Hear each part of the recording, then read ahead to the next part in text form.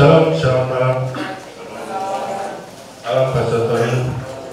Puji Tuhan kita jumpa lagi di tempat ini ya, di ruang Pak Revio bersama-sama untuk mengikuti kursus kitab suci. Ya. Pada malam hari ini kita akan membahas mengenai Nabi Yesaya. Nabi Yesaya ini cukup unik saya rasa, pasti nanti Pastor akan menyampaikan. Oke, ada satu ayat yang sangat menyentuh dari Nabi Yesaya itu Yesaya 41 ayat 10. Janganlah takut sebab aku menyertai engkau, janganlah bimbang sebab aku ini Allahmu. Aku akan meneguhkan, bahkan akan menolong engkau. Aku akan memegang engkau dengan tangan kananku yang membawa kemenangan. Ini suatu ayat yang cukup meneguhkan bagi saya dan saya rasa bagi kita semua, bahwa ketika kita dekat dengan Allah, Allah pasti akan menjaga kita, bahkan memegang kita dengan tangan kanannya untuk membawa kemenangan bagi kita semua. Baik, mari kita bangkit, kita duduk saja, nggak usah berdiri. Kita angkat satu pujian ya, firman-Mu. Saya rasa semua pasti hafal ya. Firman-Mu berita bagi kakiku, terang bagi jalanku. Firman-Mu berita bagi kakiku, terang bagi jalanku. Waktu ku bimbang dan hilang jalanku, tetaplah kau di sisiku, dan takkan ku takut asal kau di dekatku, besertaku selamanya. Firman-Mu berita bagi kakiku, terang bagi jalanku. Firman-Mu berita bagi kakiku, terang bagi jalanku. Dalam nama Bapa dan Putra dan Roh Kudus. Amin. Allah Bapa di surga, kami mengucap puji dan syukur padamu karena Kau telah teguhkan kami pada hari ini untuk bersama-sama berkumpul di sini. Walaupun di luar sana hujan, Kau ingin, Kau buat tidak takut untuk hadir di sini. Kami mau belajar mengenai sabda-sabda-Mu yang ada di dalam kitab suci. Berkati kami semua Tuhan. Buka mata hati kami, pikiran kami, untuk menyerap apa yang akan diajarkan oleh pewarta kami, Pastor Tony Kantiono. Biarlah beliau dapat membawakan materi pada malam hari ini mengenai Nabi Yesaya dengan baik, dan benar-benar dapat kami serap yang akan membimbing langkah kami di dalam kehidupan kami sehari-hari. Terima kasih Bapa. Semua ini kami mohon dengan perantara putra terkasih Tuhan kami Yesus Kristus. Amin. Kemuliaan pada Bapa, Putra dan Roh Kudus. Dalam nama Bapa, Putra dan Roh Kudus. Amin. Baik, saya persilakan Pastor Tony. Baik, selamat malam saudara-saudari, selamat ketemu. Walaupun di luar ada hujan rintik, kita masih datang menyempatkan diri kita untuk belajar tentang firman Tuhan, tentang sabda Allah. Dan malam ini kita akan bicara tentang satu tokoh yang saya sebut Nabi 3 zaman. Mengapa Nabi 3 zaman? Nanti kita lihat alasannya. Nabi Yesaya, Nabi 3 zaman. Kita lihat dulu siapa itu seorang nabi sebelum kita masuk ke dalam Nabi Yesaya. Saya sudah hari itu membuka sedikit. Nah, hari ini kita coba sedikit lebih rinci Kalau kita bicara seorang nabi, kita bicara dengan orang yang berbicara atas nama orang lain. Bukan orang yang berbicara atas namanya sendiri. Nah, orang lain sini adalah Tuhan. Karena nabi terkait dengan ilham dari Tuhan. Jadi seorang nabi tidak pernah bicara dari sudut pandangnya sendiri. Dia selalu membawakan sudut pandang dari yang diwakilinya. Dalam hal ini adalah Tuhan itu sendiri. Dan dia orang rohani. Di sini nampak kalau sini ini layarnya ini bisa menyerap yang merah-merah ini. Jadi kalau kasih angpau sini hilang. Di sini baru nampak. Jadi memang itu layar khusus itu ya. Jadi dia orang rohani. Dengan kata lain, kalau kita bicara dengan seorang nabi, dia akan berbicara tentang hal-hal yang bersifat spiritual. Walaupun dia nanti akan menyinggung juga masalah-masalah sosial dan keadilan, tentang ekonomi, tapi dia selalu datang dari sudut pandang iman. Jadi dia mempunyai hubungan yang personal dengan Tuhan. Dan seorang nabi tidak pernah menyimpan-nyimpan untuk dirinya sendiri, yaitu selalu menyalurkan. Dia terima dan dia memberikannya kepada orang lain. Apa yang diterimanya dari Tuhan itu disampaikannya kepada orang lain. Dia tidak pernah menyimpan untuk dirinya sendiri. Dan dia adalah orang yang dipanggil nabu, dari kata nabu ya, artinya dipanggil dan dia mendengarkan, menyuarakan firman Tuhan. Tadi dia berbicara nama Tuhan. Karena itu dalam orakel atau misalnya dalam pewartaan nabi namanya sebuah orakel, dia akan bisa memulai dengan beginilah firman Tuhan. Bukan beginilah firman Paulus. Bukan. Beginilah firman Tuhan. Jadi dia bicara atas nama Tuhan, menyampaikan. Nah, ini rumusannya sering dipakai dalam teks-teks para nabi itu. Nah, bagaimana kita membedakan nabi asli dan nabi palsu? Kan banyak juga dalam kitab suci nabi-nabi palsu ya, yang seolah-olah datang berbicara atas nama Tuhan. Ada dua syaratnya. Yang pertama ialah nubuat nabi itu umumnya terwujud. Jadi bukan PHP, tidak omdo. Apa yang dikatakannya itu nanti akan terwujud, entah sekarang atau nanti. Nah, misalnya Yerusalem akan dihancurkan, atau Bait Allah akan runtuh. Dan kenyataan memang nanti sekian tahun ke depan kerajaan Israel atau Yehuda diserang, Yerusalem temboknya diruntuhkan, kemudian Bait Allah itu juga ikut dimusnahkan, hartanya dirampas. Jadi ini akan terwujud.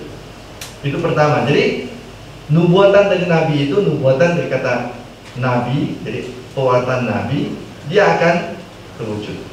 Lalu kedua, apa yang disampaikan oleh nabi itu punya kaitan dengan cerita dari nabi-nabi sebelumnya. Jadi dia tidak muncul sendiri begitu saja. Dia sebelumnya menyampaikan dalam tradisi yang sudah ada. Misalnya apa? Tradisi Musa, perintah Allah yang sudah ada dulu, sudah pernah disampaikan oleh nabi, entah nabi yang mendahului dia meneruskannya itu. Dia tidak membuat sesuatu yang aneh sendiri, tapi dia meneruskan tradisi-tradisi kita, tradisi-tradisi lama. Nah, seorang nabi juga dia adalah orang yang taat dan patuh. Sampai tertentu dia tidak bebas. Mengapa tidak bebas? Dia itu semacam diikat oleh Tuhan. Yeremia sebenarnya dia sudah berkali-kali ingin melepaskan tugasnya sebagai nabi. Kenapa? Dia dikejar oleh raja, dia dikejar oleh bangsa Israel, dia dikejar oleh keluarganya sendiri, dia dikejar oleh teman-temannya sendiri. Sampai dia harus mengungsi, diberi makan oleh hewan dan satu orang kepercayaannya. Jadi dia merasa, aku capek, sudah banyak kerjaku, sudah banyak kurbanku, malah yang kuterima hanya derita melulu, dikejar semua orang, sampai keluarga pun mau menangkap aku. Maka dia kata aku mau pergi, tetapi dalam hatinya dikatakan ada api yang menyala-nyala, aku tidak bisa, aku tidak bisa. Jadi seorang nabi itu dia merasa terikat, tidak bebas, dia akan patuh kepada suara Tuhan. Dan karena itu seorang nabi tidak takut menghadapi ancaman raja. Nathan berhadapan dengan Daud. Waktu Nathan dengan Daud, kamu macam-macam ya dengan istri tetangga. Lalu kemudian siapa lagi? Ahab, Elia dengan Ahab. Kemarin kita bicara Ahab itu yang menyembah dewa Baal kan. Nah, kemudian Elia datang juga. Oh, jadi dia tidak takut berhadapan dengan kekuasaan, karena dia tidak takut pada kuasa manusia. Jadi Elia, Yesaya, Yeremia, semua orang-orang ini orang-orang yang berani. Yohanes Pembaptis misalnya juga nabi perjanjian baru. Di hadapan Herodes dia katakan, Herodes, tidak sah kamu mengambil istri saudaramu sendiri. Jadi dia orang-orang yang berani menyuarakan suara Tuhan, orang yang bebas, bukan penjilat, bukan orang yang mau hanya mendapatkan keuntungan lalu kemudian dia menjilat-jilat.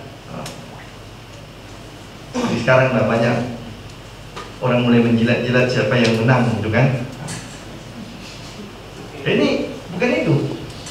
Dia independen. Dia merasa mempunyai wilayah di mana dia harus menyuarakan suara Tuhan. Inilah ciri-ciri dari nabi. Ini ciri-ciri dari nabi. Nah, kita lihat sebelum sampai ke Yesaya, bagaimana susunan cerita dari para nabi dalam sejarah orang Israel. Kita mulai dengan nabi yang disebut dengan nabi yang bukan penulis. Artinya bukan dia yang menulis, tapi langsung orang lain menuliskan ceritanya. Abraham mungkin tahun 2000, Musa mungkin dikatakan memang Musa menurunkan Taurat Musa, tapi bukan dia menulis. Orang lain yang merekam beberapa khotbah Musa. Tahun 1250 Daud disebut juga nabi tahun 1000. Lalu kemudian di sinilah mulai muncul, wah ini sangat ketik ini, masa para nabi penulis bukan tulis. Inilah kalau buru-buru ini, perbaiki dulu.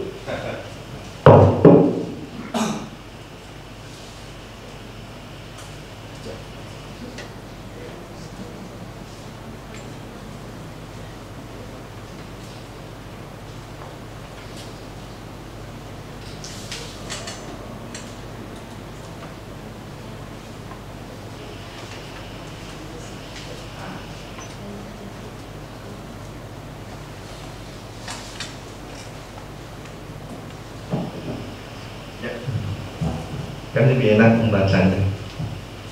Jadi nabi penulis ini nabi-nabi yang mempunyai catatan, walaupun mungkin belum tentu dia langsung menulis, tetapi umumnya mereka itu mempunyai rekaman.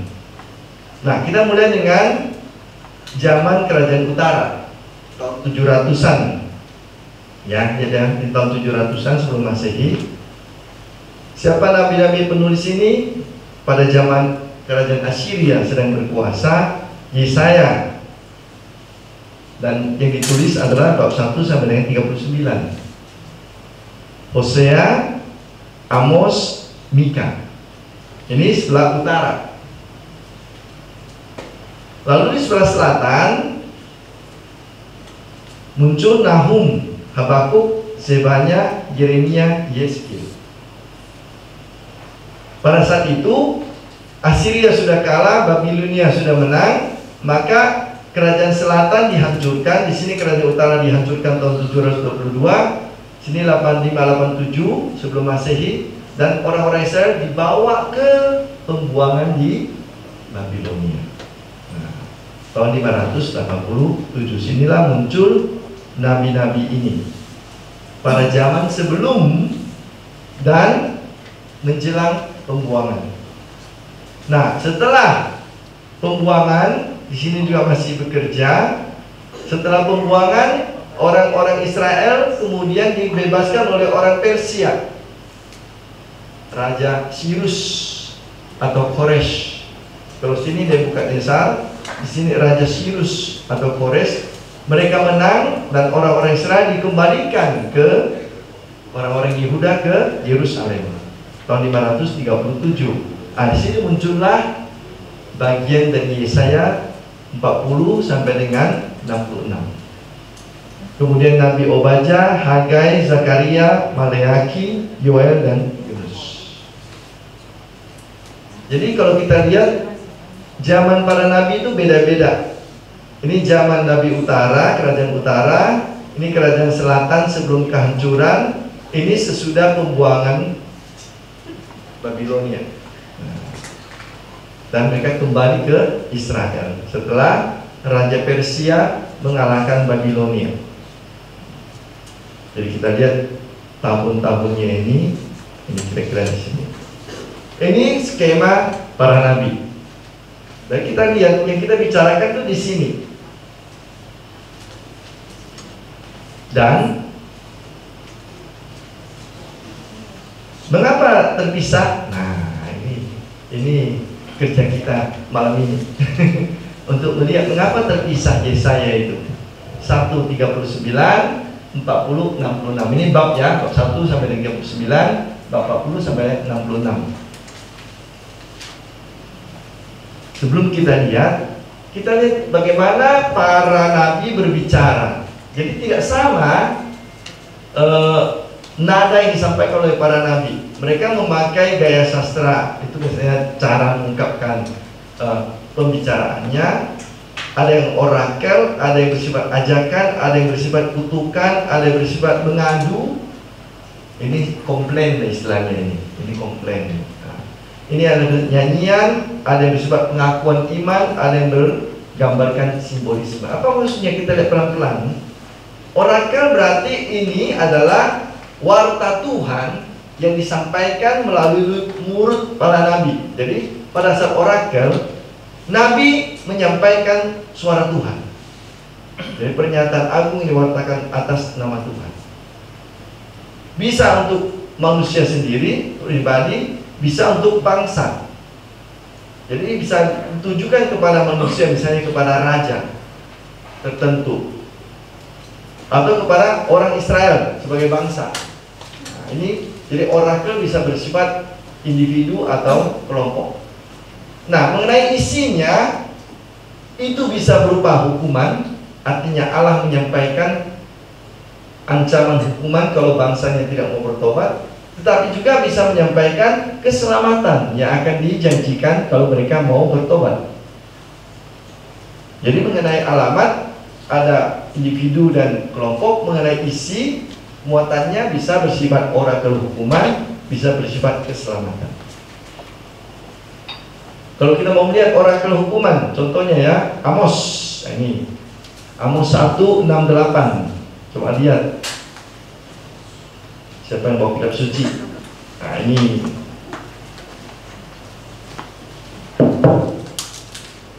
Amos.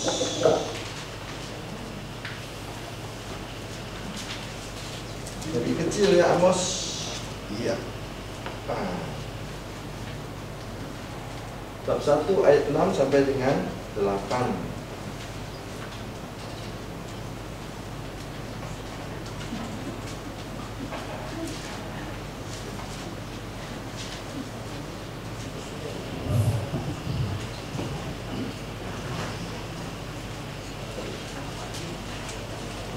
Saya baca ya. Beginilah firman Tuhan. Karena 3 perbuatan jahat. 6 ya? Saya benar? Ya. Oke. Beginilah firman Tuhan, karena 3 perbuatan jahat Gaza. Bahkan 4, aku tidak akan menarik kembali keputusanku. Oleh karena mereka telah mengangkat mereka telah mengangkut ke dalam pembuangan suatu bangsa seluruhnya. untuk diserahkan kepada Filistin. Aku akan melepas api ke dalam ini Gaza dipakai ya, tembok Gaza, sehingga purinya dimakan habis. Aku akan melenyapkan penduduk dari Asdod dan pemegang tongkat kerajaan dari Askelon. Aku akan mengacungkan tanganku melawan Ekron, sehingga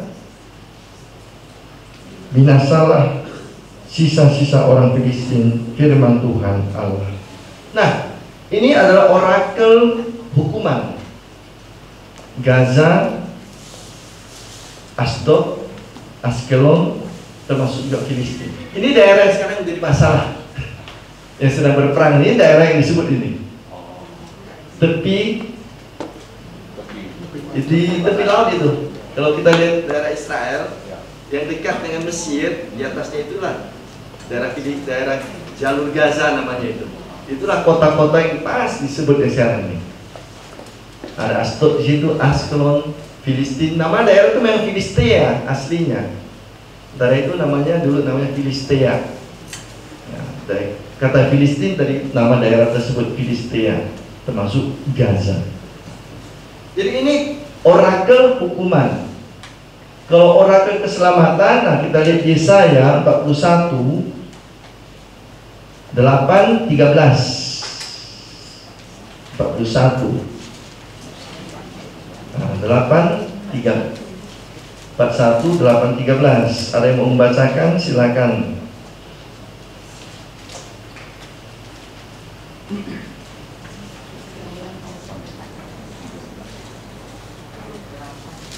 Ya, engkau yang telah dari situ bisa muncul.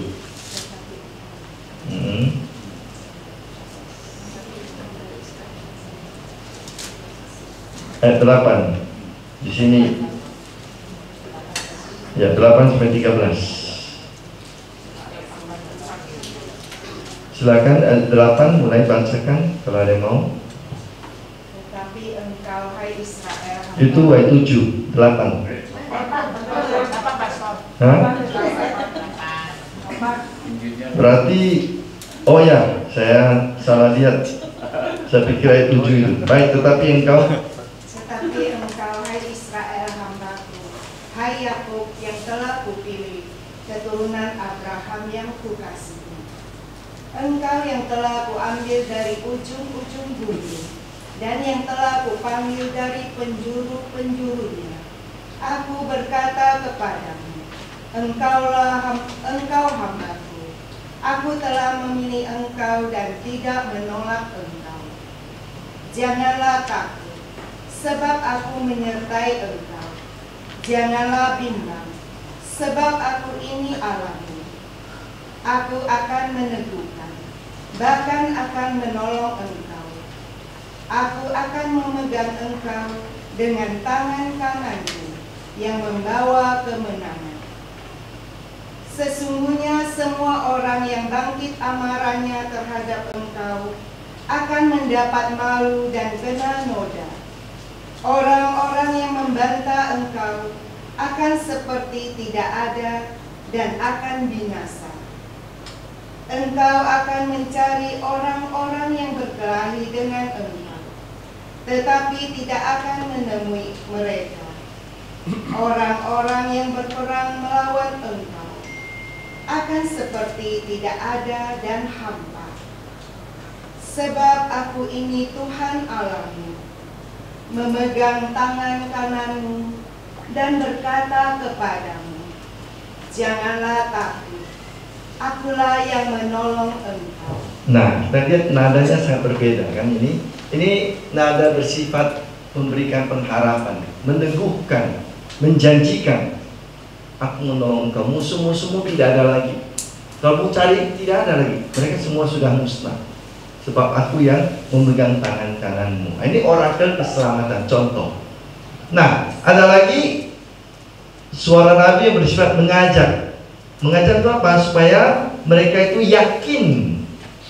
Jadi mau meyakinkan pendengar. Ini dalam Zefanya bab 2 ayat 3. Kalau mau lihat silahkan. Lalu ada juga ini orakel hukuman nih. Ini semacam juga kutukan, terutama kepada mereka yang telah tidak setia kepada Tuhan, yang menyembah dewa-dewa asing, yang berpaling dari Tuhan, mengikat perjanjian dengan raja-raja manusia. Karena sebenarnya Allah adalah raja orang Israel. Harusnya kepada Allah mereka mengikat perjanjian, tetapi mereka mengadakan persekutuan militer dengan bangsa asing, tidak percaya kepada Tuhan. Nah, sering di situ muncullah yang disebut dengan seruan kutukan. Terkutuklah kalian, celakalah kalian, karena kalian telah memalingkan wajah kalian dari Allah. Lalu kemudian yang disebut dengan pengaduan nabi, profetis nabi. Jadi nabi mengadukan apa? Ya, macam-macam hal, bagaimana kelakuan bangsanya, bagaimana kelakuan orang-orang tertentu. Yesaya bisa kita lihat, Yeremia juga ada, Hosea juga ada. Bahkan Allah mengadu, seolah-olah Nabi mengadu bagaimana bangsanya tidak setia. Kalau Hosea kita baca itu menarik sekali. Aku sebenarnya mau memanggil engkau, membujuk engkau di padang gurun, tetapi engkau telah berpaling kepada bangsa lain. Jadi seperti Nabi mengadu atas kelakuan bangsa Israel yang tidak setia. Tapi juga ada puji-pujian. Ini nyanyian misalnya tentang kebun anggur Tuhan. Yesaya bab 5 ayat 1-17 itu 1-17 itu kebun anggur Tuhan. Nyanyian tentang bagaimana sebenarnya Tuhan mau menjaga orang Israel, tetapi orang Israel tidak memberikan balasan yang layak, tidak membalas kebaikan Tuhan. Lalu kemudian kisah Nabi sendiri di Yeremia muncul. Nah, ini yang terakhir ini, kadang-kadang Nabi ini suka memakai gaya simbolisme. Dia memberi nama anaknya, tetapi mau mengatakan inilah nasib orang Israel. Contoh, Yesaya bab 8. Yesaya bab 8.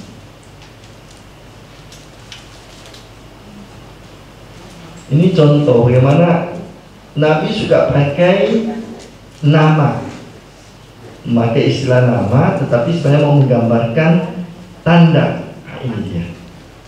Bab 8 ayat 2, ayat 1, ayat 1. Coba lihat. Satu ayat itu coba dibacakan.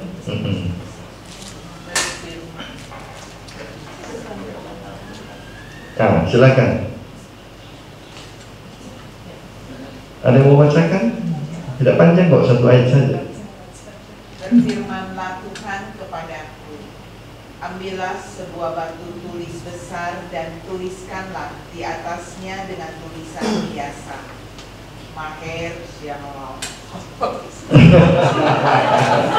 Maher Shalal Hasbas. Ini adalah nama anak Yesaya.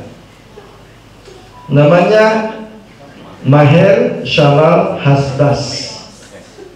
Itu artinya apa? Penghancuran akan tiba. Itu penghancuran akan tiba. Itu mau meramalkan apa? Kehancuran Yerusalem. Jadi pakai nama anaknya. Nah, itu. Jadi Nabi suka memakai simbolisme juga, memakai nama. Ini tindakan, misalnya Yeremia, tiba-tiba dia ambil apa? Kita lihat orang lembu itu ya, yang membajak tadi. Kuk itu lembu yang biasa dipasang di hidup lembu, lalu kan menarik. Yeremia mengambil itu, kemudian mengambil itu berjalan di keliling kota. Itu mau mengatakan bahwa orang Israel akan diperbudak sebentar lagi oleh Raja Babilonia. Jadi pakai tindakan, pakai nama, pengalaman hidup. Nah, Hosea memakai pengalaman hidupnya. Jadi ini gaya dari para nabi ketika mengungkapkan suara dari Tuhan, mereka tidak selalu berteriak-teriak. Kadang-kadang mereka pakai teriakan, tapi mereka kadang juga membujuk. Kadang-kadang mereka seperti mengadu, komplain. Kadang-kadang mereka seperti menyanyi. Ini gaya yang kita temukan dalam seluruh kitab nabi-nabi. Jadi bisa bergeser-geser, tidak selalu satu gaya yang dipakai oleh mereka. Itu disebut dengan jenis sastra kitab para nabi. Nah, sekarang kita lihat nabi-nabi Israel. Nabi-nabi yang tidak meninggalkan tulisan kita sebut nabi lisan, misalnya Nathan, Elia, Elisa. Beberapa. Lalu nabi tulisan atau penulis, tidak otomatis nabi penulis dia sendiri yang menulis ya. Tapi bisa juga orang yang menyalin pesannya.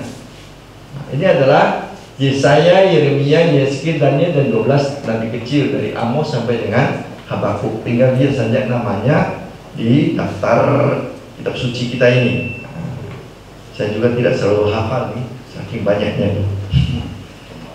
12 nabi kecil. Ada yang pakai jembatan keledai menghafalnya itu. Saya tidak terlalu pandai. Wajah-wajah ini hanya rekan orang, jangan pikir bahwa ini wajah nabi dulu.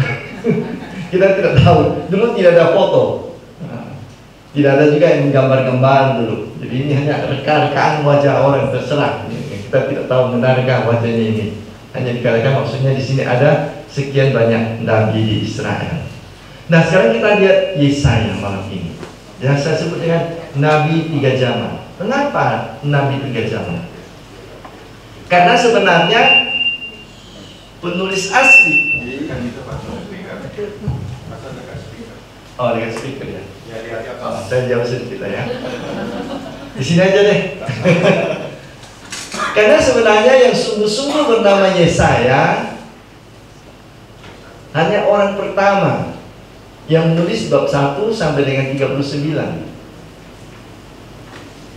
Itu dia hidup pada abad ke-8 sebelum Masehi, tahun 700-an sebelum Masehi. Nah, nanti pada saat orang-orang Israel akan dihancurkan dan dibuang ke Babilonia, muncul seorang nabi lain yang mengambil nama Yesaya itu. Sebenarnya dia anonim. Dia menulis bab 40 sampai 55. Dan dia bukan hidup pada zaman yang sama. Ini tahun 700-an. Ini hidup pada tahun 500-an. Sudah berselang 200 tahun kurang lebih. Tapi dia mengambil nama yang sama, Yesaya. Maka dalam dunia kitab suci sering Yesaya bab 1 sampai 39 disebut proto Yesaya. Apanya proto? Yang tua, yang pertama. Yesaya yang paling tua, yang pertama. Lalu ini Deutero yang kedua, Yesaya yang kedua. Dan tidak cukup itu. Nanti setelah orang Israel kembali ke tanah Yerusalem, setelah dibuang ke Babilonia 50 tahun, mereka kembali, muncul lagi satu orang yang ikut kembali ke Babilonia, menuliskan bab 56 sampai 66 dengan tetap memakai nama Yesaya. Jadi buku Yesaya itu adalah kumpulan dari 3 zaman yang berbeda, dari 3 penulis, tetapi penulis kedua dan ketiga tidak mengungkapkan siapa namanya. Mereka menggabungkan tulisannya di bawah tulisan Yesaya. Jadi ini dari abad ke-8, abad ke-6, abad ke-5. Ya, menjelang abad ke-6 terakhir ke abad ke-5 ini.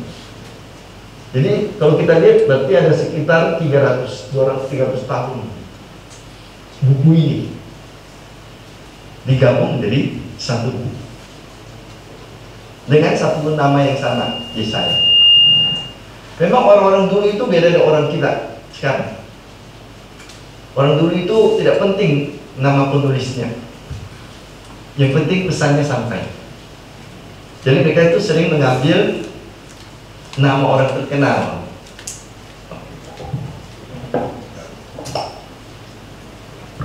Ini lebih aman ya. Bunyi nggak?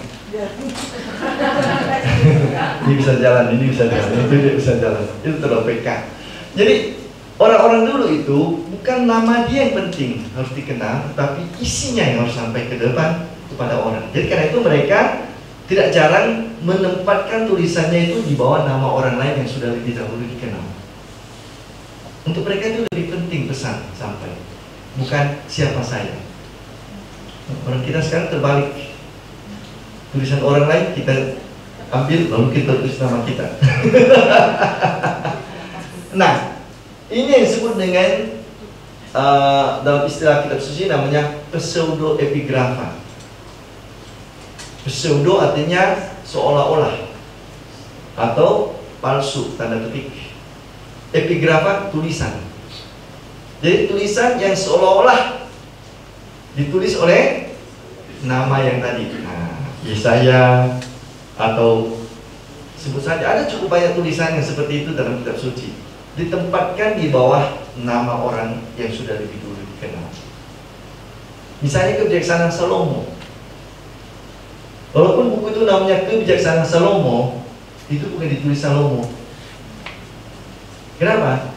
Karena buku itu ditulis tahun 100 sebelum Masehi. Dan Salomo hidup tahun berapa? 900-an sebelum Masehi. Ada jarak 800 tahun. Tetapi tulisan itu disebut Kebijaksanaan Salomo. Kenapa? Karena memang tulisan itu mempunyai teks yang bersifat teks-teks kebijaksanaan. Lalu mereka mengambil nama Salomo sebagai penulisnya karena Salomo dikenal sebagai orang yang paling bijaksana pada zaman Perjanjian Lama. Itu gaya penulisan kitab suci dulu cukup banyak, pseudoepigrafa. Nah ini juga, jadi yang Deutero Yesaya bab 40-55 dan bab Deutero Yesaya ini yang ketiga. Trito artinya ketiga. Yesaya yang ketiga, Yesaya yang kedua, Yesaya yang tua yang pertama, 55-66 itu semua adalah pseudoepigrafa. Ini dan ini dimasukkan dalam tulisan Yesaya. Jadi kita punya sekarang buku Yesaya bab 1 sampai dengan 66. Maka disebut dengan 3 zaman dan 3 waktu yang berbeda. Lihatlah, isinya pun berbeda sebenarnya. Kalau bab 1 sampai 39 ini mengingatkan orang Israel, hati-hati yoi. Kalian ini telah meninggalkan Tuhan. Kalian tidak setia kepada Tuhan. Kalian mengikat perjanjian dengan bangsa lain. Kalian tidak setia kepada Allah sebagai pelindung. Mengingatkan dosa mereka supaya mereka bertobat, tapi mereka juga tidak bertobat. Jadi ini diwartakan di Yerusalem. Inilah Yesaya yang pertama itu. Dan karena itulah mereka dihancurkan oleh kerajaan Babilonia. Nah disitulah di Babilonia inilah waktu itu ditulis bab 40-55 menghibur mereka. Nanti kita akan dikembalikan, Tuhan akan menyelamatkan kita, Tuhan akan memberikan masa depan yang baik kepada kita. Jadi di sini ancaman, peringatan, di sini penghiburan dan memberikan harapan. Tidak tahu siapa penulisnya, maka disebut anonim karena dia menulis di bawah nama Yesaya. Yang sama ini di Trito Yesaya 55-66, bab 55-66 ini sudah bicara tentang pembangunan kembali bait Allah dan Yerusalem. Dia sudah kembali ke Yerusalem. Dan siapa orangnya? Inilah orang yang tadinya ada di sini, tetapi dia kembali dan menuliskan bagian ini. Bukan penulis yang sama ya. Penulis yang ini ada di Babilonia. Di sini orang sudah kembali dari Babilonia. Di Yerusalem dia menuliskan bab 55 sampai dengan 66. Ini cerita tentang buku kita. Maka kita sebut Nabi 3 zaman. Jadi kita lihat riwayat singkat dari Yesaya. Nama aslinya Yesayahu, artinya Allah menyelamatkan atau Allah adalah keselamatan. Yesayahu artinya Allah menyelamatkan atau Allah adalah keselamatan. Ini makna dari nama Yesaya. Dia lahir di mana? Yerusalem, tahun 760 sebelum Masehi. Istrinya juga seorang nabiah. Jadi dia menikah dengan seorang yang juga mewartakan sabda Tuhan. Hanya tidak disebut siapa nama istrinya, tapi jelas dia seorang nabiah. Nah, anak-anaknya itulah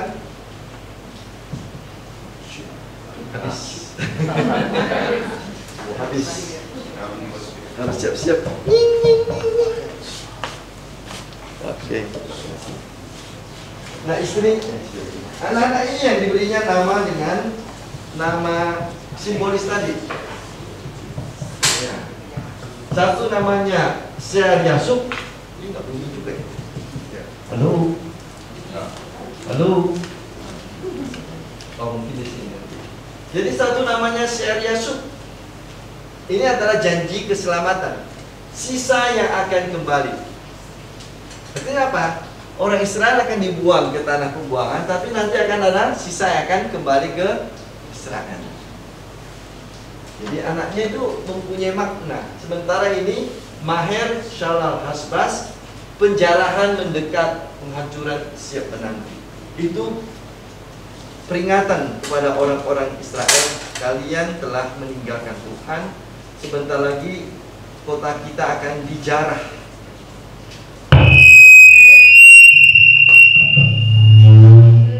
Halo. Oke. Terlalu kuat nampaknya. Iya. Jadi dalam Yesaya bab 8:1-4 kita lihat makna-makna kata itu tadi. Terutama nama yang ini. Penjarahan telah mendekat, penghancuran siap menanti. Jadi dua anaknya dengan dua simbol. Satu pemakluman bahaya. Satu, pemakluman harapan.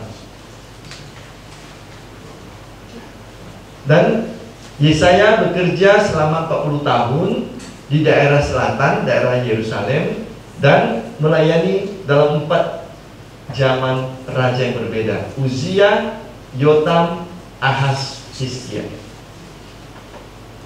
40 tahun dia bekerja, dan ada 4 raja pada zaman itu.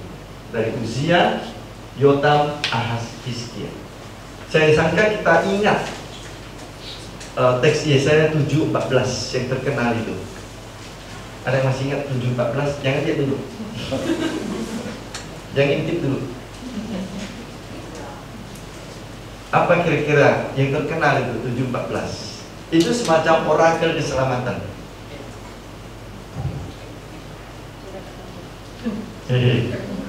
Ada yang mulai mencuri-curi. Ini waktu ujian dulu sering ngintip-ngintip. Seorang perempuan muda akan mengandung dan melahirkan seorang anak laki-laki yang akan disebut Mesias. 7:14 itu akan menjadi orakel untuk janji Mesias Yesus kan itu. Jadi ini bagian dari kita lihat pada zaman Ahaz itu akan muncul. Ketika Ahaz sedang berpura-pura tidak mau merepotkan Allah, kan Yesaya katakan, kamu mintalah tanda kepada Tuhan, karena mereka sedang terancam serangan dari mana? Serangan dari Assyria, Babilonia. Kamu datanglah minta sesuatu kepada Tuhan, tunjukkan bahwa Tuhan itu akan membantu kamu. Oh, aku tidak mau merepotkan Tuhan, biarlah itu Tuhan di sana. Padahal dia sudah bekerja sama dengan raja lain. Dia telah melupakan iman kepada Tuhan. Maka Yesaya mengatakan, seorang perempuan muda akan melahirkan seorang anak yang akan menjadi penyelamat. Yaitu kemudian dalam kitab suci kita, dalam kekristenan kita dilihat sebagai ramalan akan Mesias Yesus. Walaupun mungkin pada saat Yesaya mengatakan itu belum langsung dia mengatakan tentang Yesus, tapi dia mengatakan tentang orang lain. Tetapi dalam kacamata iman Kristiani kita itu adalah ramalan mesianis tentang Yesus. Halo. Ya nggak apa-apa lah ya, suara saya kedengaran juga sih. Apa-apa. Tak usah saya pakai ini dari bahasa HP saya.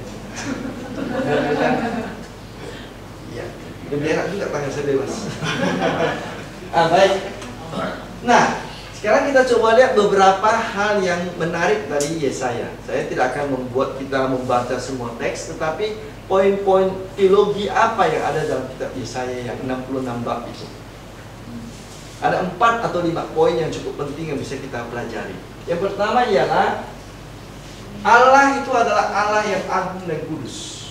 Untuk Yesaya, ketika dia bicara tentang Allah, itu bicara tentang Allah yang agung dan kudus. Kenapa? Karena Allah demikian agung sehingga dewa-dewi sesungguhnya tidak ada. Di depan Allah yang agung tidak ada berhala istilahnya. Kata Rasul Paulus, berhala itu tidak ada. Itu ciptaan manusia. Dan berhala itu ciptaan manusia yang tidak perlu dipertuhankan, karena itu hanya buatan tangan manusia. Jadi Allah adalah pencipta, pemilik, dan penguasa segala yang ada. Itulah keagungan Tuhan yang tertinggi. Yang tertinggi. Dan istilahnya kekudusan Allah itu demikian besar sehingga ada istilah yang dipakai oleh Yesaya untuk Allah yang Maha Kudus, Allah Israel. Kudus di sini bukan berarti sesuatu yang hebat, super, bukan Superman, bukan. Kudus berarti sesuatu yang levelnya lain. Levelnya lain, tidak bisa dibandingkan lagi. Itu maksudnya kudus, terpisah dari yang lain. Kalau saya ajak kita ingat sebentar lari dari Yesaya, peristiwa Musa, ketika Musa melihat semak belukar, kan? Lalu Musa menanyakan, siapa namamu, supaya nanti saya bisa mengatakan kepada orang Israel bahwa Allah inilah yang mengutus saya untuk membebaskan kalian, supaya mereka percaya. Lalu apa jawaban Allah? Allah memperkenalkan namanya pada saat semak belukar terbakar itu. Allah tidak memperkenalkan namanya. Dia hanya bilang, aku adalah aku yang ada. Aku adalah aku yang hidup. Bukan nama yang disebutkan oleh Allah. Hanya dia menyebutkan posisinya, istilahnya, kedudukannya. Aku adalah aku yang ada. Mengapa? Ini sebenarnya sama dengan kudus ini. Karena level Allah beda dengan kita. Allah tidak perlu punya nama. Mengapa kita perlu punya nama? Supaya bisa dipanggil. Oi, oi, siapa pula oi di situ? Kalau ada 10 orang di situ, harus ada sebut. Oh, si A. Ini si alis. Ini si mata. Ini si hidung, ini si bibir, sebut saya namanya kan. Supaya kalau saya panggil orang, orang tahu siapa yang saya panggil. Itu berarti apa? Orang itu punya banyak kumpulannya. Yang sejajar itu banyak.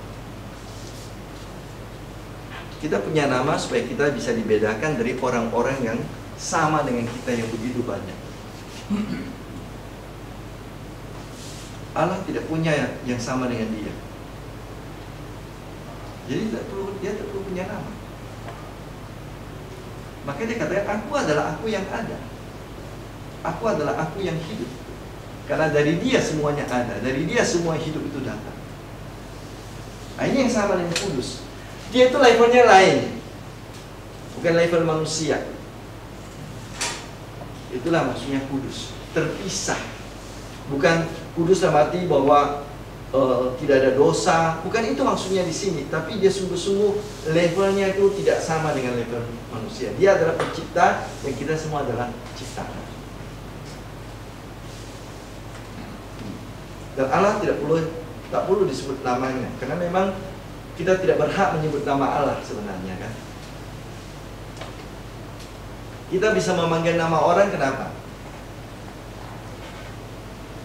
Kalau kita di atas dia, boleh kita panggil namanya. Atau kita sejajar dia, kita bisa panggil namanya. Tapi kalau kita di bawah dia, kita kan tidak boleh bisa memanggil namanya. Mana mungkin anak memanggil nama bapaknya, "Oi." Kurang ajar. Nggak mungkin manggil nama ibunya kan itu. Dia panggil bapak, bu, itu saja kan itu. Jadi kalau kita memanggil nama berarti kita posisinya sejajar atau di atas. Baru kita punya kuasa memanggil nama orang. Nah, itu Allah demikian. Dia tidak perlu punya nama.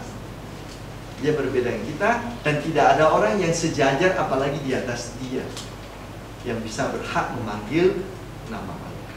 Itulah kekudusan Allah. Nah, jadi levelnya sudah lain, tidak bisa disamakan dengan. Makanya dalam kitab suci dikatakan manusia itu tidak bisa memandang Allah. Kenapa? Manusia itu levelnya itu level yang di bawah. Itu level yang tanpa noda, ini level yang banyak kejahatan. Jadi manusia itu sering disebut najis, kotor atau tidak layak. Sering disimbolkan dengan orang jahat, pembohong, pencuri, penindas, penipu atau pembunuh. Inilah pandangan Yesaya tentang Allah yang agung dan yang kudus. Ada yang ingat bagaimana Yesaya dipanggil Tuhan?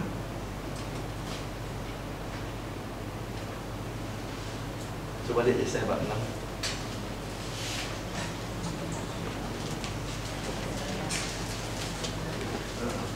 Oh, tidak salah itu proses Yesaya dipanggil Tuhan. Nah, coba baca di bagian ayat-ayat pertama itu.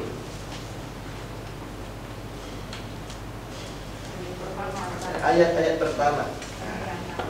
Dalam tahun matinya Raja Uzia, aku melihat Tuhan duduk di atas takhta yang tinggi dan menjulang, dan ujung jubahnya memenuhi bait suci.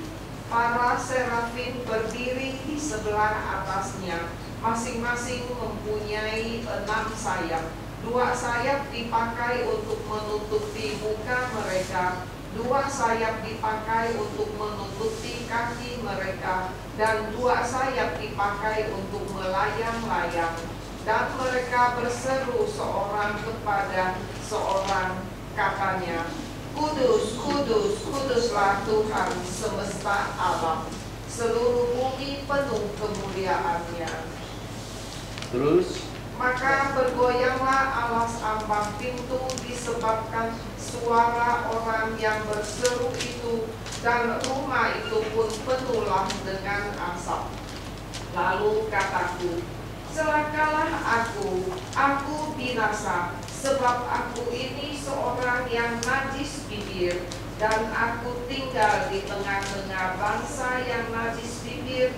Namun mataku telah melihat Sang Raja, yakni Tuhan semesta alam. Tetapi seorang daripada serafim itu terbang mendapatkan aku. Di tangannya ada bara yang diambilnya dengan sepik dari atas mezbah.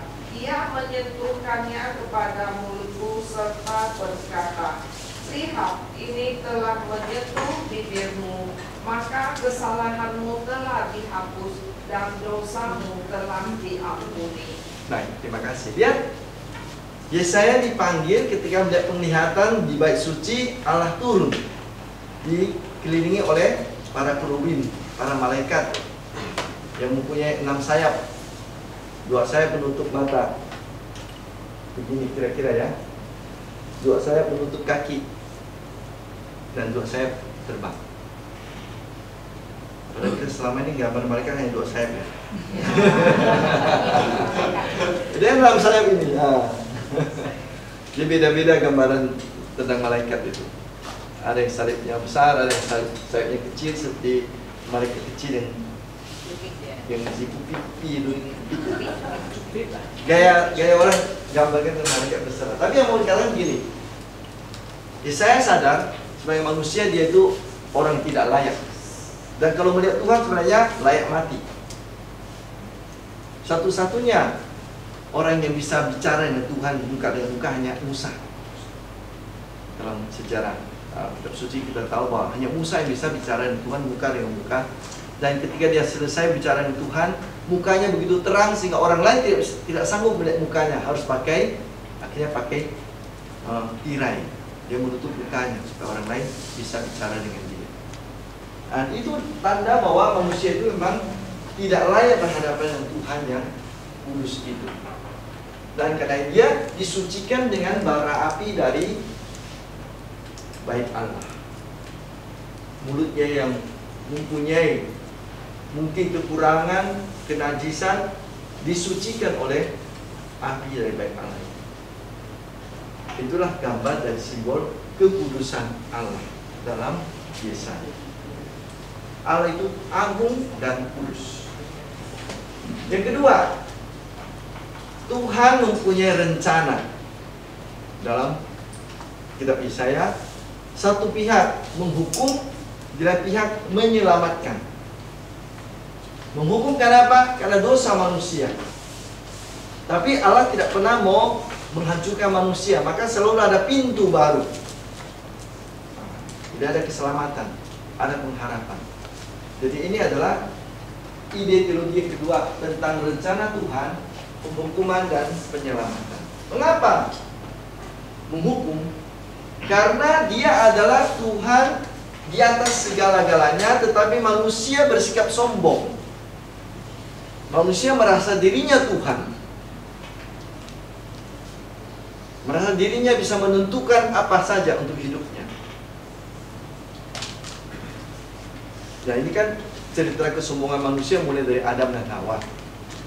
Nah, dalam kisah Yesaya itu disimbolkan dengan kesombongan dari raja-raja. Raja Israel, Raja Selatan, Raja Yehuda, Raja Mesir, Raja Assyria. Semua sebenarnya hanya alat di tangan Tuhan yang dipakai Tuhan untuk mengerjakan rencananya. Tetapi manusia merasa inilah kekuatanku. Aku adalah seperti Raja Assyria mengatakan dia memegahkan dirinya. Aku adalah raja yang paling besar di dunia ini. Pada zamannya memang dia yang paling kuat. Dia merasa dia bisa membuat segala-galanya, tetapi kemudian Allah mengatakan, kamu tidak lain, tidak bukan hanya tongkat di tangan. Dapatkah tongkat memegahkan, tetapi dirinya tidak tangan yang memegang dia? Nah, itu kata Allah kepada Raja Assyria. Assyria merasa dirinya super kuat, bisa menaklukkan macam-macam kerajaan. Dia merasa dirinya sebagai paling tinggi. Kamu hanyalah alat di tanganku. Tanganku yang memegang kamu, yang menggerakkan kamu saya. Kamu merasa dirimu bisa bergerak sendiri. Karena itulah Allah menghukum orang-orang yang sombong. Menghukum orang Israel, menghukum orang Yehuda, menghukum orang Mesir dan Assyria. Sebab dia adalah Tuhan atas semua bangsa. Bukan hanya Israel, ia Tuhan atas semua bangsa manusia. Ia merancang segala-galanya. Apa teks Yesaya yang terkenal itu? Rancanganku bukan rancangan, pikiranku bukan pikiran. Itu dari teks Yesaya. Karena dia di atas segala-galanya, dia Tuhan di atas segala-galanya. Tetapi manusia berontak, manusia merasa dirinya Tuhan atas dirinya sendiri. Maka muncullah hukuman atas kesombongan manusia. Tetapi Tuhan tidak pernah mau menghukum manusia sampai binasa. Dia hanya mau menyadarkan manusia sebenarnya melalui hukuman. Karena itu dia selalu memberi jalan baru keselamatan. Jadi penghukuman bukan kata terakhir dari rencana Allah. Penyelamatan dari Allah untuk umatnya, itulah diwartakan. Maka itu muncul dalam nama anak Yesaya itu, Sesar Yasub, sisa yang akan kembali. Itulah yang menyimbolkan keselamatan orang-orang Israel yang telah dihancurkan, dibuang, tetapi mereka akan diberi kesempatan kembali lagi ke rumah. Pulang lagi. Sekarang kamu 50 tahun dulu menyesali dulu kesalahanmu di sana. Nanti setelah kamu sadar akan kesalahanmu, mari sekarang kembali ke rumah. Kadang-kadang sebagai orang tua juga kadang-kadang kita hukum anak juga gitu kan. Sana dulu. Renungkan dulu kesalahan situ. Karena masuk penjara bagus juga. Ada yang kadang saking pusingnya dengan anaknya kan. Mungkin penjara itu bisa membantu dia sedikit. Asal tidak lebih jahat setelah keluar dari penjara. Supaya dia sedikit. Dulu kan begitu. Dulu terkenal loh Nyarungkop tuh asrama. Kadang-kadang orang tua di Pontianak bilang, nanti kirim ke Nyarungkop katanya. Karena di Nyarungkop terkenal disiplin, bangun jam 5 pagi, harus kerja, tidak bisa jalan-jalan, tidak bisa pokoknya kemana-mana. Awas macam-macam bukti ke Nyarungkop. Itu seperti itu, kira-kira Tuhan Allah itu, kamu terlalu nakal, jahat itu aja. Harus ditobatkan sedikit, tak apa-apa sedikit hukuman padamu. Kamu diasingkan 50 tahun, berpikir akan kesalahanmu itu. Nanti kalau sudah sadar, makanya Yesaya memberi nama anaknya Sesar Yasub. Sisa yang akan kembali. Jadi tadinya ada anak yang tadi apa yang susah disebut namanya itu Maser itu. Maher Saras. Ini yang menandakan adanya hukuman. Maher Saras Asbas. Hati-hati, kotamu akan dihancurkan. Sebentar lagi orang-orang akan menjara, tapi itu bagian hukuman, ini bagian keselamatannya. Ini dia. Anakmu yang lain namanya Sesar Yasub. Sebab akan ada sisa yang akan kembali. Itulah yang menyimbolkan keselamatan. Mereka akan kembali membangun Yerusalem, membangun bait. Dan juga yang tadi saya katakan, Yesaya bab 7:14 itu, mintalah tanda dari Allah. Aku tidak mau merepotkan Tuhan Allah. Oke, saya tahu kok, kamu sudah bekerja sama dengan bangsa asing. Aku akan membuat tanda seorang perempuan muda akan melahirkan anak yang akan menyelamatkan Israel.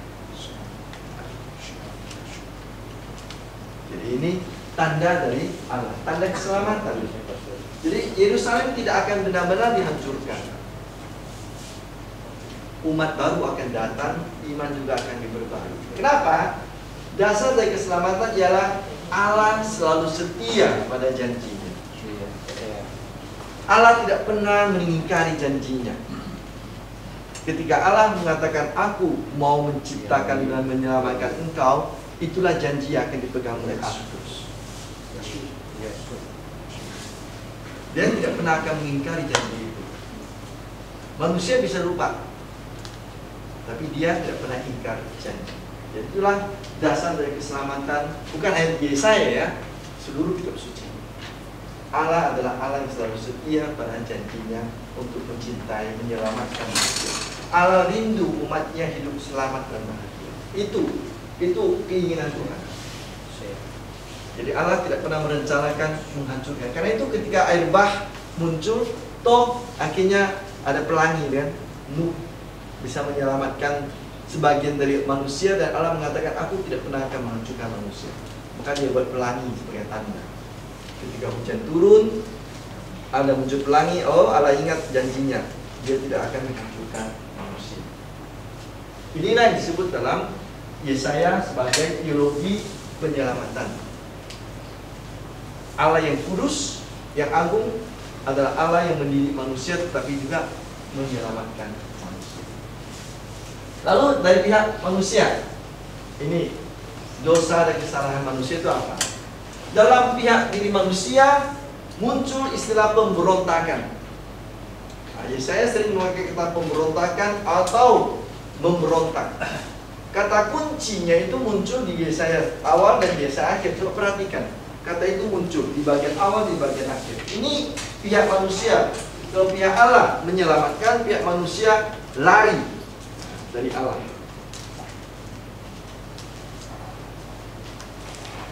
Nah ini dia. Yesaya 1:2. Dengarlah hai langit dan perhatikanlah hai bumi. Sebab Tuhan berfirman, aku membesarkan anak-anak dan mengasuhnya, tetapi mereka memberontak terhadap aku. Saya membesarkan anak, saya mengasuh, saya mencintai, tapi anak-anakku memberontak terhadap aku. Bagian terakhir 66 ayat 24.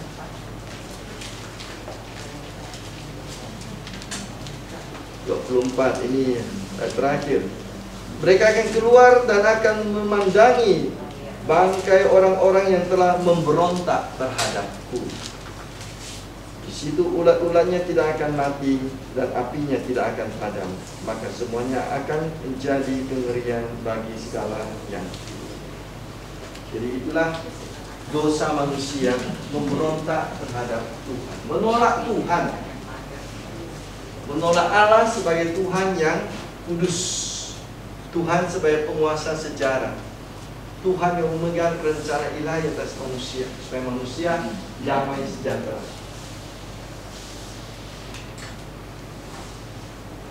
Sehubungan dengan tadi keselamatan itu, Yesaya 49 itu bagus sekali kan,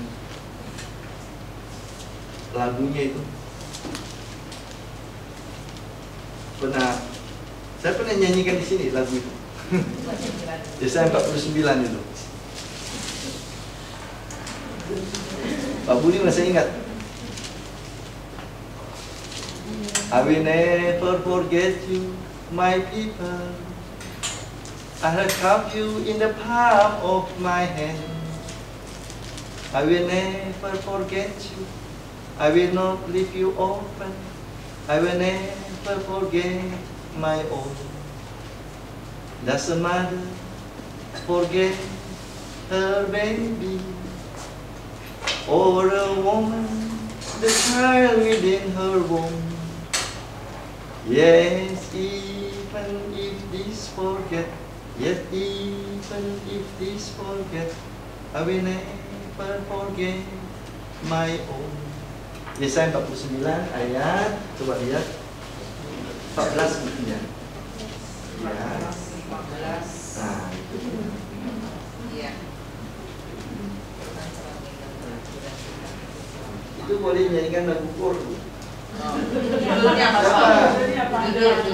Yesaya 49. Judul. Yesaya 49 judulnya.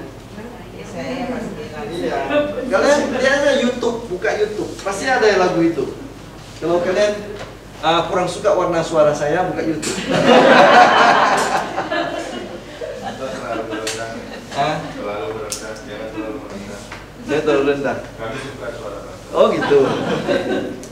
Jadi 49 ayat 14, 15, 16. Itu dia. Itu syair lagu tadi itu dinyanyikan jadi lagu. Itu janji keselamatan, itulah kesetiaan Allah ya tadi ya. Allah selalu setia. Nama kita ditulis di tangan telapak tangan Tuhan. Semua ada di sana. Kita tak bisa membayangkan seorang ibu melupakan anak dalam rahimnya. Bahkan seandainya pun seorang ibu melupakan anak dalam rahimnya, aku tidak akan melupakan engkau. Itulah kesetiaan Allah kepada kita, itulah cinta Allah kepada kita. Tetapi manusia menolak Allah yang demikian. Jadi Tuhan mereka, manusia mau menjadikan dirinya sebagai Tuhan atas dirinya sendiri. Jadi dosa berarti menolak Allah yang kudus dan malah mengakui cipta manusia sebagai Tuhan. Maka mereka berpatung-patung. Maka orang Islam mengapa tidak suka patung? Karena gambaran dari dewa-dewi yang diciptakan oleh manusia dan disembah oleh manusia. Ya, mirip dengan orang Islam kan sebenarnya juga. Mereka itu takut dengan segala patung itu, manusia seolah-olah menyembah patungnya, bukan Allah yang dibelakang patung itu. Kita bisa mengerti. Dan kadang-kadang juga begitu ya, orang Katolik yang kadang-kadang terlalu fanatik juga, hati-hati loh.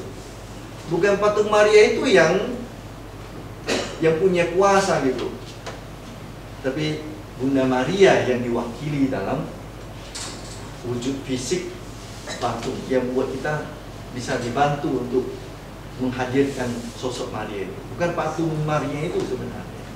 Oke, kita kuduskan, kita berkati patung itu sebagai sarana untuk membawa kita kepada teladan hidup Maria. Tapi jangan menjimatkan. Jadi bahaya kita kadang menjadi menjimatkan barang-barang rohani itu. Seolah-olah disitulah Tuhannya di situ. Nah, itu memang harus diawaskan. Nah, ini yang terjadi dengan dosa manusia, mentuhankan atau menuhankan barang-barang buatan mereka. Bahkan manusia ciptaan itu pun dianggap sebagai Tuhan oleh manusia lainnya. Tidak mengakui dirinya sebagai ciptaan biasa. Nah, itu menjadi manusia jadi sombong kan gitu. Saya loh bisa mengusir setan. Saya loh bisa menyungkap orang sakit. Akhirnya dia menjadikan dirinya yang di atas manusia lainnya. Jadi sombong, tidak rendah hati, tidak merasa bahwa Tuhan bekerja melalui saya. Jangan menuhankan saya kira-kira gitu. Tapi dari saya kalau orang sampai pada Tuhan syukur. Nah, itu kadang-kadang manusia jatuh pada ini sampai pada dirinya saja. Saya berkhotbah, semua menangis. Jadi sayanya yang dilihat kan itu. Dari saya berkhotbah 10.000 orang datang. Jadi akhirnya bukan lagi manfaat khotbah itu yang berguna untuk orang, tapi hebatnya saya di situ. Nah, itu disebut dengan menuhankan manusia. Dan inilah kebodohan manusia itu. Bodoh bukan berarti tidak pintar belajar, bukan itu maksudnya. Bodoh dalam kitab suci berarti orang-orang yang menolak kuasa Allah, orang-orang yang menganggap dirinya sebagai orang yang lebih mulia dari yang lain-lainnya. Itulah kebodohan dalam arti kitab suci. Bukan orang-orang yang tidak pintar belajar, bukan itu. Tapi orang-orang yang tidak mampu menangkap bahwa Tuhan bekerja melalui siapapun. Dan karena itu tidak seorang pun bisa membanggakan dirinya sendiri. Jadi dosa dan kesalahan manusia. Jadi kebodohan kita adalah memberontak terhadap Allah. Tidak ada bangsa manusia yang terhebat yang bisa bertahan selama-lamanya. Coba belajar dari sejarah.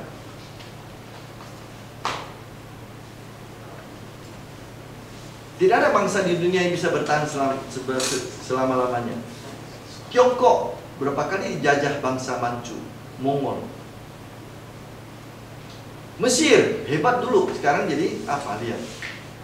Romawi, hanya 300 tahun. Sudah itulah hancur lebur. Persia, Babilonia yang kita sebut Assyria, tidak ada lagi bekas-bekasnya sekarang. Yunani, Alexander Agung, hanya 400 tahun. Jadi tidak ada orang dan bangsa yang bisa menunjukkan dirinya hebat untuk waktu yang lama, apalagi selama-lamanya. Nah, kadang-kadang manusia lupa dengan hal seperti itu. Bahwa tidak ada manusia terhebat yang tidak bisa bertahan. Dia tetap akan hancur. Dia tidak bisa menjadi penolong dan pelindung untuk selama-lamanya. Dan itulah dosa manusia, tidak beriman kepada Tuhan yang kekal, tapi justru percaya hanya kepada manusia-manusia tertentu. Tidak mau mengamini firman Tuhan, tapi mengamini kata-kata manusia yang sementara. Ini yang dibawa oleh Yesaya kepada kita. Hati-hati, hati-hati. Lalu Yesaya memberikan kepada kita tadi orakel keselamatan.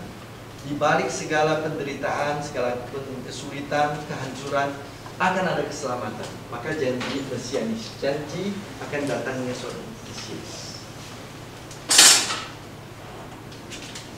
Pada zaman Yesaya, janji mesianis ini nampaknya ditujukan kepada orang tertentu. Siapa itu? Raja Sirus. Dia akan membebaskan orang Israel dari penjajahan orang Babilonia. Raja Persia itu mengalahkan Babilonia, lalu kemudian membebaskan orang Israel, silakan kembali ke Yerusalem. Pada zaman Yesaya nampaknya janji Mesias itu dipahami untuk raja tertentu. Tetapi pada kacamata iman kita lebih luas, janji Mesias ini terarah kepada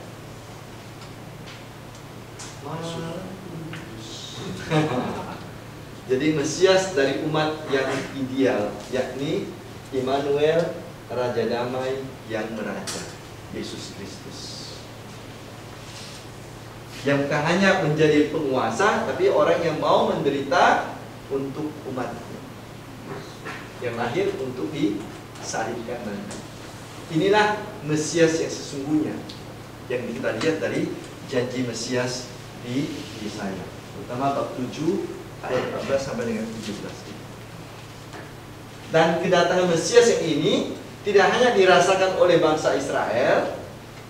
Mesias yang ini, Yesus, dirasakan oleh semua manusia, semua bangsa. Jadi bersifat menyeluruh, universal. Bukan hanya manusia pada zaman Yesus, tapi manusia dari abad pertama sampai abad pertama pula. Dari hari pertama sampai dengan hari terakhir dunia ini. Jadi ini manusia lintas generasi, lintas batas wilayah, lintas waktu. Inilah janji Mesias yang ada dalam kitab Yesaya. Dan yang terakhir, poin terakhir adalah pusat iman. Jadi sebenarnya mengajak orang Israel kembali kepada tadi keselamatan itu. Manusia tidak bisa melihat dirinya sebagai pusat. Pusat hidup manusia beriman adalah Allah sendiri. Dan karena itu manusia berendah hati di hadapan Tuhan, menerima rencana Tuhan. Rancanganku bukan rancanganmu, pikiranku bukan pikiranmu. Jadi kalau orang-orang Israel bekerja sama dengan bangsa lain, mereka tidak percaya kepada Allah. Jadi harus mereka ubah, lebih percaya kepada Tuhan daripada kepada bangsa lain. Dan itu mengandaikan rendah hati, taat, dan mau menerima kehendak Tuhan dalam hidup mereka. Jadi iman itu nampak dalam kerendahan hati, dalam ketaatan, dan mau pasrah menerima rencana Tuhan, kehendak Tuhan yang benar dan yang adil. Itu poin-poin teologi yang bisa kita lihat dari kitab Yesaya yang 66 bab itu. Nah, apa yang bisa kita pelajari dari Yesaya untuk hidup kita?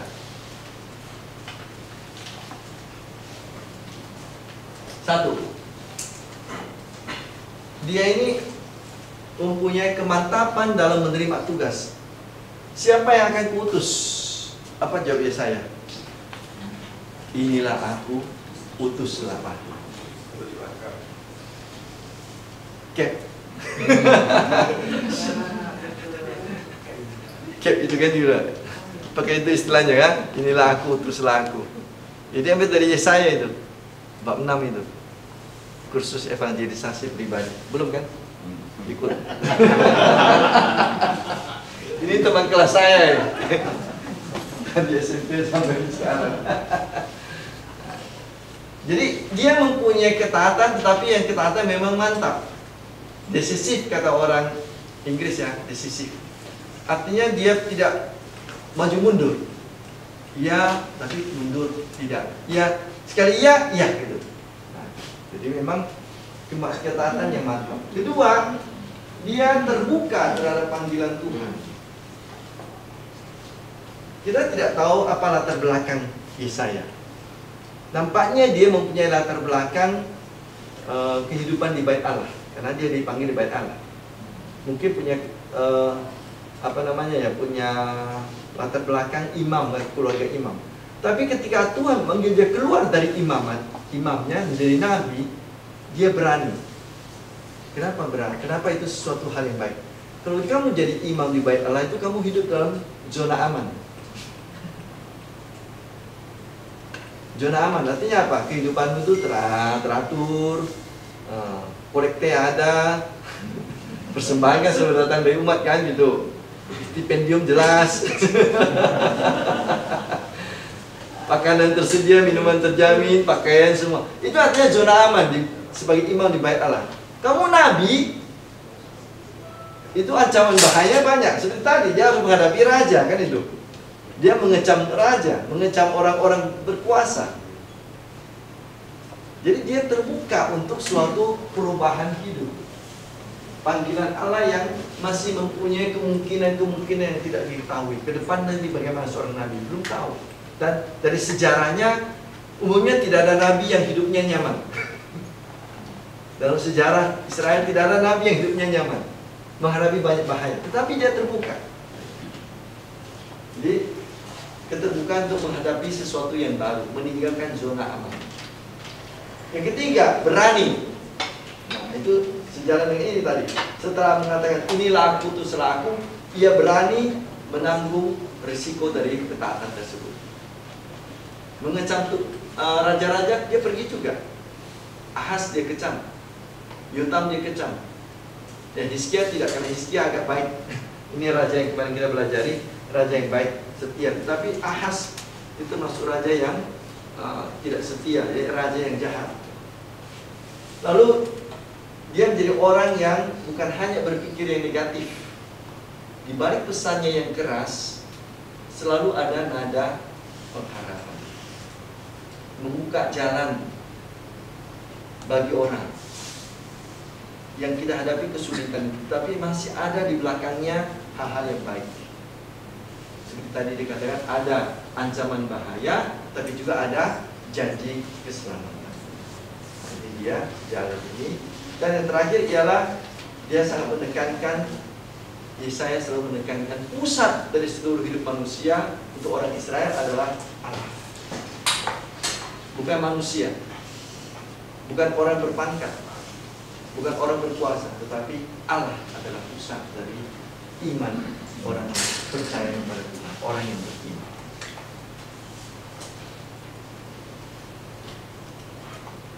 Inilah beberapa poin yang mungkin bisa kita pelajari dari Yesaya untuk perkembangan hidup kita masing-masing atau di wilayah hidup yang kita masing-masing. Terima kasih. Baik, terima kasih Pak Dut.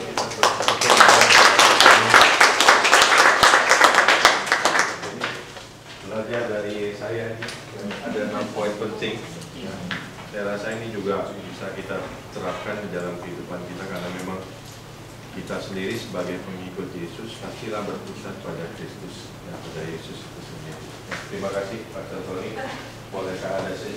Silakan jawab. Silakan, mungkin ada yang mau bertanya. Silakan, Ibu. Babilonia yang zaman dulu, apakah itu memang terletak di daerah atau negara Irak sekarang? Irak termasuk di daerah Babilonia dulu, lebih tepat. Dia dari Mesopotamia. Mesopotamia itu mencakup ke daerah Irak sekarang, lalu ke arah sedikit ke atas, sedikit ke arah Syria. Sedikit ke sana. Jadi lebih luas Babilonia daripada Irak. Irak bagian dari Babilonia. Kalau kita lihat kitab suci kita,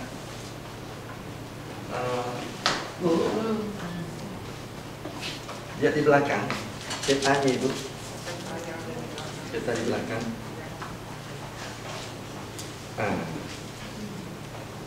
Lihat dunia perjanjian lama kuno. Itu untungnya bawa kitab suci yang dicetak.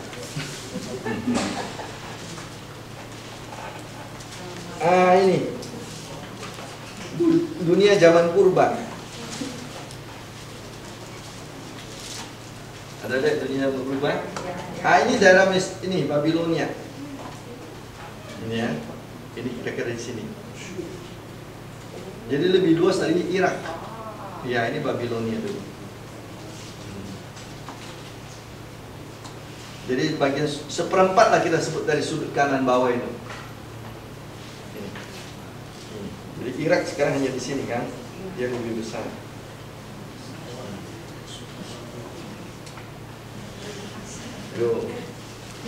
Oke, sekarang tidak lagi kerajaan Babel. Ada lagi yang mau bertanya? Mungkin Pastor Tony mau nyanyi By the River. Halo, Pastor.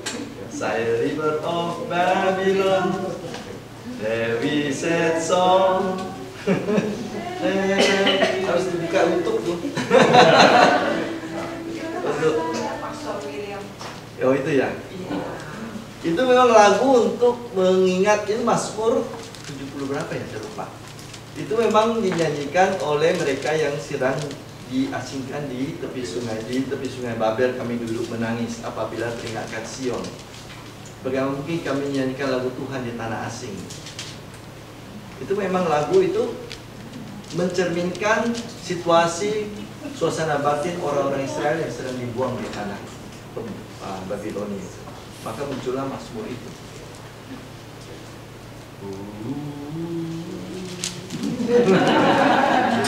Padahal dulu itu lagu disco itu. Bonnie M kan? Nah. Ada lagi yang mau bertanya? Silakan. Mau dikasih kesempatan. Biasa Pak Deddy mau bertanya.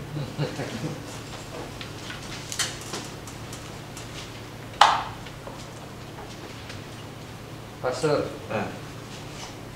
Nabi adalah orang yang bisa mendengarkan suara Tuhan gitu kan, Mampu menangkap. Tapi zaman sekarang juga banyak orang yang ngaku-ngaku bisa mendengarkan suara Tuhan itu. Apakah mereka juga sederajat dengan Nabi gitu?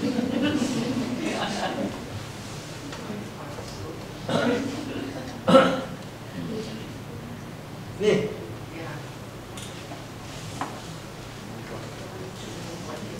ada dua syarat dulu untuk seorang nabi. Nubuatannya terwujud, terlaksana di masa depan. Kedua, pengajarannya itu sesuai dengan tradisi yang lama, tidak menyimpang. Lihat saja dua syaratnya. Terjadi nggak? Lalu kedua, nabi itu tidak membawa suaranya sendiri. Dia selalu berbicara atas nama Tuhan dan tidak pernah menyimpan untuk dirinya sendiri. Dia selalu memberikan apa yang diterimanya dari Tuhan.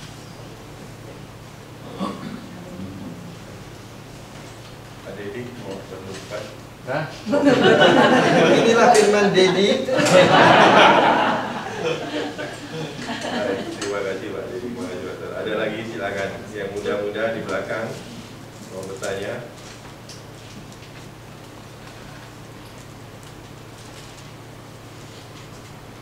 Ya, silakan. Pastor,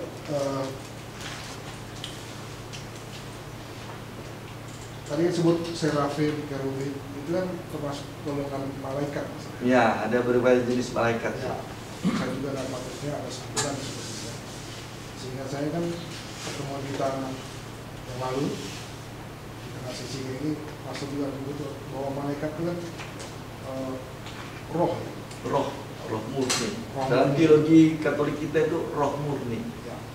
Tapi malam ini kan kita dapat deskripsi tentang serafim yang sayap 6. Jadi ada wujud gitu. Nah ini gimana? Terus disebut sini, ya mungkin ini masalah terjemahan. Ya. Di bab 6, tetapi seorang dari pada serafim. Jadi seorang daripada serafim. Ya, karena menyebutkan satu sosok kan, ya dibuat di personifikasi istilahnya kan. Seperti Tuhan lah. Kadang kita sebut juga manusia. Dipersonifikasi Tuhan itu juga. Jadi dia mau tidak mau dibuat satuannya orang gitu. Kalau dibilang satu barang susah juga sih. Ya, terkait dengan deskripsi tadi. Ya. Dalam teologi Katolik itu dimengerti malaikat adalah ciptaan Tuhan yang tidak berwujud. Dalam arti roh murni, maka tidak ada gendernya. Jadi mau disebut laki-laki boleh, disebut perempuan boleh, mau digambarkan anak kecil juga boleh gitu. Itu karena itu hanya cara manusia untuk membahasakan. Itu teologi Katolik kita. Tapi memang dalam perjanjian lama orang-orang Israel punya cara sendiri mengungkapkan makhluk rohani itu. Maka mereka juga mempersonifikasi sayap-sayap itu kan sebenarnya menunjukkan bukan sebenarnya soal terbang atau tidak terbang. Fisik. Sayap itu menunjukkan bahwa mereka itu berada dalam wilayah lain dari wilayah manusia. Mereka di atas tinggi, mereka lebih tinggi dari kita. Mereka bisa tanda petik terbang. Padahal kalau kita baca di kitab Kejadian, malaikat tidak di keadaan terbang. Masih ingat cerita tentang Yakub bermimpi di tepi sungai apa namanya itu, yang berkelahi dengan apa, dengan Allah. Malaikat itu naik turun tangga. Jadi malaikat tak punya sayap di situ. Malaikat itu naik turun tangga. Artinya mereka naik turun dari bumi ke langit itu pakai tangga. Kalau bisa terbang kan nggak perlu pakai tangga. Jadi itu cara manusia saja mau melukisnya bahwa posisi malaikat beda dengan kita. Mereka posisinya levelnya lebih tinggi. Dalam kitab Mazmur bab 8 kita bisa baca sesuatu yang menarik kan di situ. Mazmur. Coba lihat Mazmur bab 8. Gimana ya Mazmur?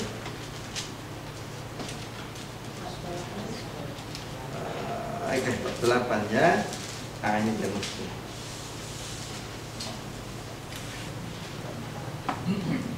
Ini tentang mengampungkan manusia, tetapi sebenarnya juga ini dia. Ya Tuhan, Tuhan kami, betapa mulia namamu di seluruh bumi. Keagunganmu yang mengatasi langit dinyanyikan. Dari mulut bayi-bayi dan anak yang menyusu telah kau letakkan dasar kekuatan karena lawanmu untuk membungkamkan musuh dan pendendam. Jika aku melihat jari langitmu, buatan jarimu, bulan dan bintang untuk berkata-kata,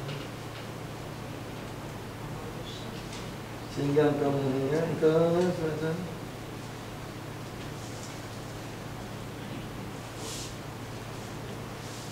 sini tidak nampak, tidak dikatakan tentang malaikat. Saya tadi pikir tentang situ tentang malaikat, tapi dia itu tentang domba, tentang hampir setara dengan Allah. Oh tidak, bukan di situ. Saya salah mengingat. Tapi mau dikatakan di sini, malaikat itu sosok yang menempati dunia ilahi, dunia Allah, karena mereka adalah pembantu-pembantu. Malak, kata malaikat dan kata malak. Malak artinya apa? Malaikat, malak, utusan.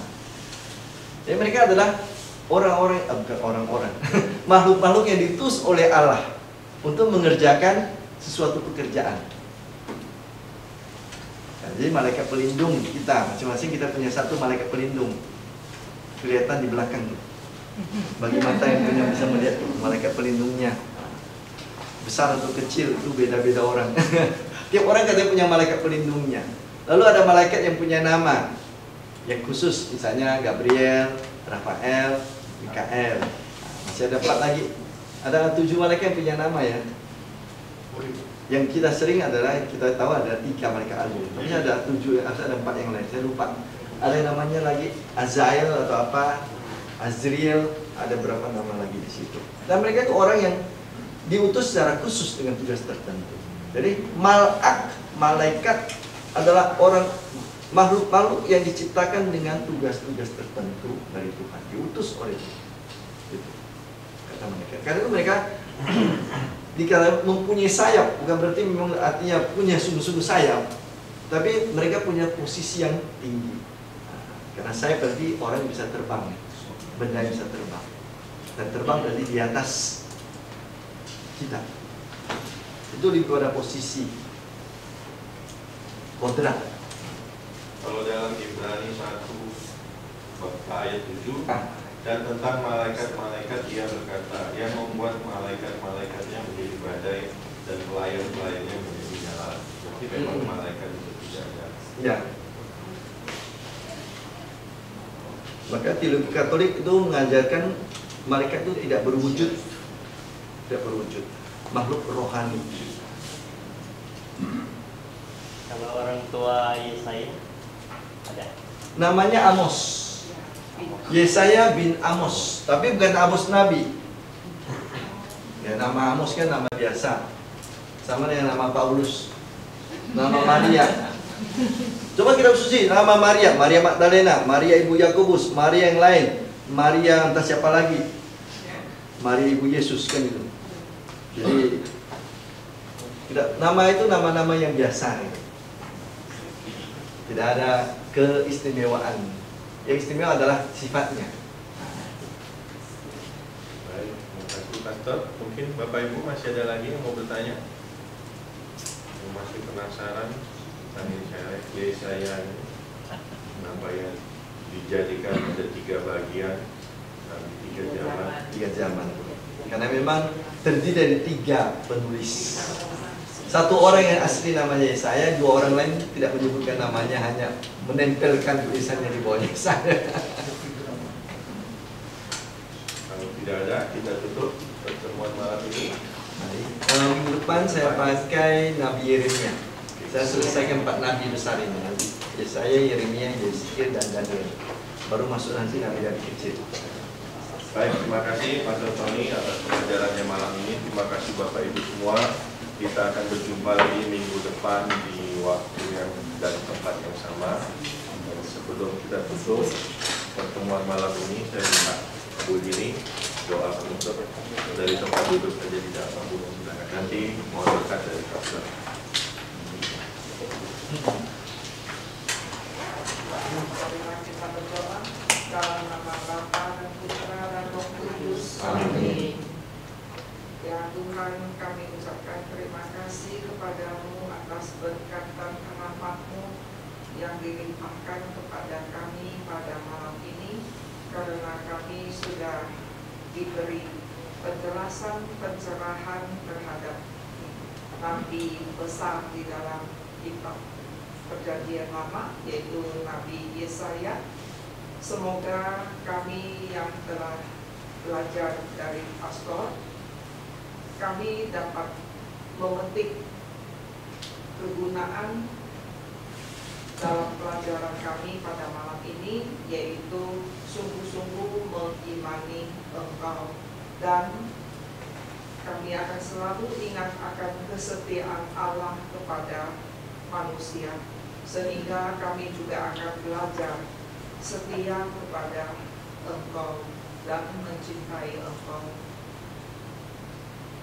Sebentar lagi kami akan pulang ke rumah kami masing-masing. Ya Tuhan, berkatilah kami dalam perjalanan pulang kami, sehingga kami dapat kumpul kembali bersama orang-orang yang kami kasihi. Berkatilah juga malam ini agar kami dapat beristirahat dengan baik, sehingga besok pagi kami akan kembali beraktivitas dengan semangat yang baru. Untuk itu kami minta berkat dari Pastor Paulus Tony. Tuhan bersamamu. Semoga Allah Kuasa berkati saudari-saudara sekalian, seluruh keluarga kita, orang-orang yang kita doakan, yang kita cintai, perjalanan kita kembali ke rumah dan istirahat kita nanti malam. Bapa, Putra, dan Roh Kudus. Amin. Terima kasih. Terima kasih Bu Lili. Mungkin ada yang baru yang baru datang hari ini? Nggak ada. Mungkin namanya mau belum dimasukkan ke dalam grup WA, nanti bisa catat nomornya. Ya, terima kasih Bapak Ibu, hati-hati di jalan, sampai jumpa minggu depan. Selamat malam. Selamat malam. Besok latihan. Besok Kamis Pak. Besok acara 100 tahun WK. Jadi ibu-ibunya pada nggak ada tuh. Kamis ya.